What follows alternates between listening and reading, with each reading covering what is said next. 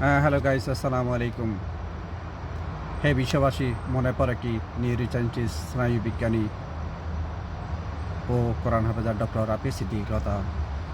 1972 সালের 2 মার্চ পাকিস্তানের করাচি শহরে জন্ম নিয়েছিল ডক্টর আপিস সিদ্দিকী।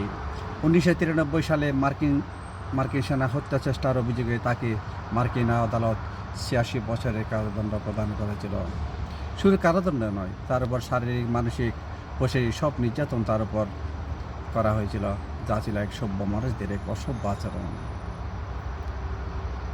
দীর্ঘ প্রতিকার পর আমরা জানতে পেরেছি এই পৃথিবীর বিরল বিজ্ঞানী ডক্টর আপিস সিদ্দিকী শীঘ্রই মুক্ত আকাশে মুক্ত হতে যাচ্ছে।